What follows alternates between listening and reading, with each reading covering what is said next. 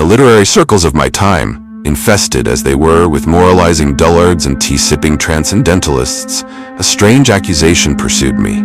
They claimed that my stories, macabre as they might be, lacked any moral. I considered this grave indeed. But what, they asked, is the purpose of a tale, if not to teach? Thus, weary of such accusations and perhaps slightly amused, I resolved to compose a story with a moral, one so evident, so irrefutable, that even the most unimaginative critic would be satisfied. Permit me then to present the cautionary demise of one Toby Dammit, a man who, quite literally, bet the devil his head, and lost.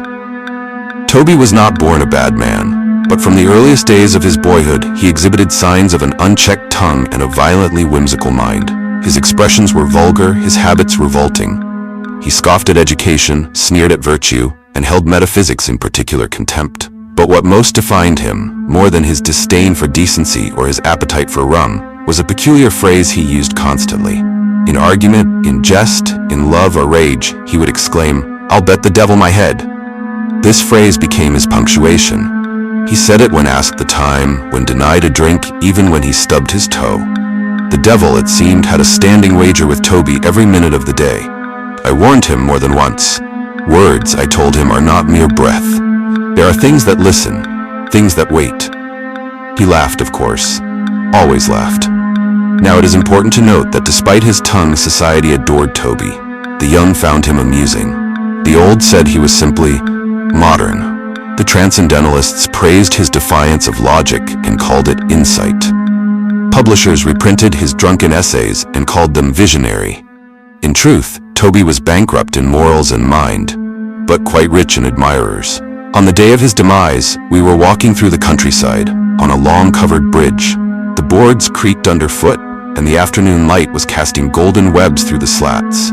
We were engaged in an argument, about the soul, I believe. Toby was claiming, with fire in his voice, that it did not exist, or at least, not as I believed it. And then, with the smugness of one who thinks he's clever, he shouted, "I'll bet the devil my head that I'm right."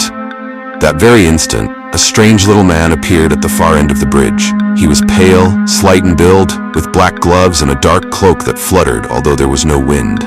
He walked with a limp and bore a faint smile, neither friendly nor cruel, but expectant. He pointed up toward the rafters and said, in a voice that sounded like dry parchment, "Have you ever seen such carpentry?" We both looked.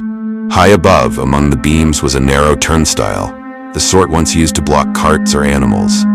Now abandoned, it seemed. Toby, seizing the opportunity to show off, declared, "I shall leap it," and again he cried, "I'll bet the devil my head I can." He dashed forward and leapt, truly leapt, with both legs tucked, arms raised, laughing. There was a snap, a gleam, and the quiet whistle of something swift. Toby's body landed gracefully on the far side of the turnstile, but his head did not. I turned. The pale man was gone. But up in the rafters, yes, I saw a glimmer, something metallic, and two small eyes in the dark. I approached what remained of Toby Dammit. His body lay oddly composed as if waiting for burial. His head, well, suffice it to say the wager was settled. I contacted his insurance agency, but they refused the claim. The policy, they wrote, does not cover acts of infernal influence. I paid for the burial myself with the last coins Toby had owed me. I sent invitations to his literary admirers, but only one attended, and he left early, muttering something about irony.